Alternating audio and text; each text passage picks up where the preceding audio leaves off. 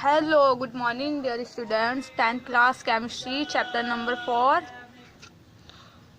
आज का टॉपिक है कोयला तथा पेट्रोलियम का निर्माण, यानी कि कोयला और पेट्रोलियम किस तरह से बने। ठीक है, लाखों वर्ष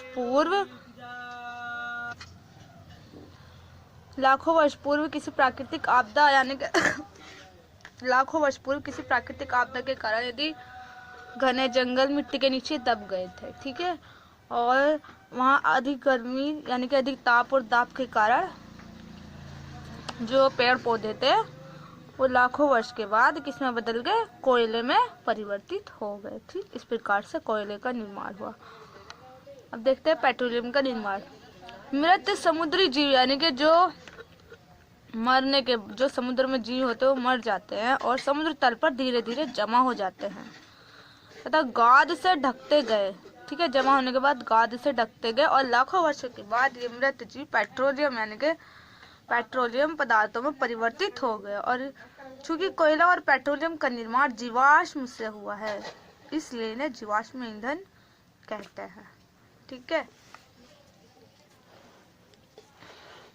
वहाँ पे आगे कुछ महत्वपूर्ण कार्बन यौगिक यानी कि एथेनॉल तथा एथेनोइक अम्ल में देखते हैं।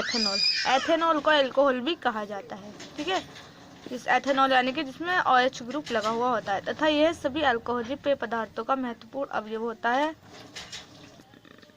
इसका रासायनिक सूत्र C2H5OH है, इसलिए इसे एथिल अल्कोहल के नाम से भी जाना जाता है। एथिल अल्कोहल का फॉर्मूला क्या है, C2H5OH। तो इसमें OH ग्रुप जो जुड़ा हुआ है ये होता है हमारा अल्कोहल ग्रुप। एथेनॉल के रासायनिक गुण। एथेनॉल सोडियम से रिएक्शन करके सोडियम एथोक्साइड तथा हाइड्रोजन गैस देता है। ठीक है, एथेनॉल यानी ये C2H5OH। ठीक है, सोडियम से रिएक्शन करी तो क्या दिया उसने, C2H5ON यानी कि सोडियम एथोक्साइड और प्लस में हाइड्रोजन गैस दी। पॉइंट 2, शांत सल्फ्यूरिक अम्ल से रिएक्शन। एथेनॉल को शांत सल्फ्यूरिक अम्ल के साथ गर्म करने पर एथेनॉल का निर्जलीकरण होकर एथीन बनता है। निर्जलीकरण मीन्स एथेनॉल में से H2O का अणु निकल जाता है।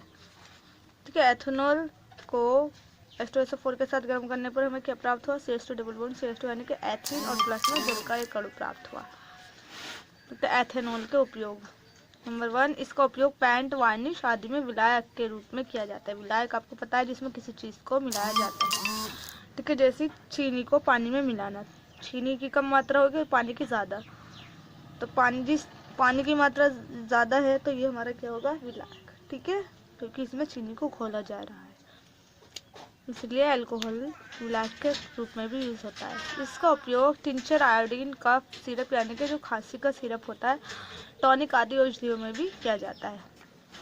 आगे देखते हैं सजीव प्राणियों पर अल्कोहल का इफेक्ट, यानी कि सजीव प्राणी जो होते हैं उन पर अल्कोहल का क्या प्रभाव पड़ता है। पॉइंट 1, एथेनॉल के सेवन से उपापचय प्रक्रिया धीमी हो जाती है तथा कैंद्रिक तंत्रिका तंत्र कमजोर हो जाता है। इसके फलस्वरूप समन्वय की कमी, मानसिक दुविधा यानी कि माइंड में प्रॉब्लम होनी शुरू हो जाती है, निंदापन तथा भाव शून्यता आती है।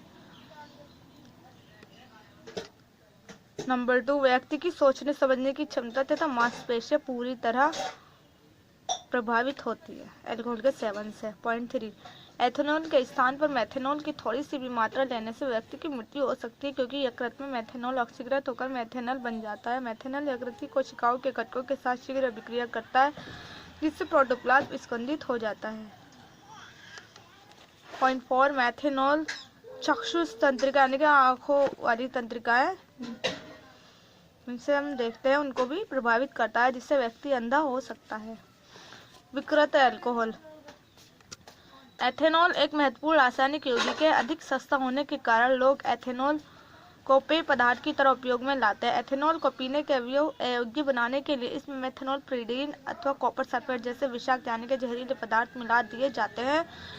इस प्रकार प्राप्त अल्कोहल यानी कि एथेनॉल को विकृत अल्कोहल कहा जाता है। अल्कोहल को विकृतीकृत करके इसे दुरुपयोग से बचाया जा सकता है, यानी कि इसमें जहरीले पदार्थ मिलाकर इसको दुरुपयोग से बचाया जा सकता है। Okay, thank you.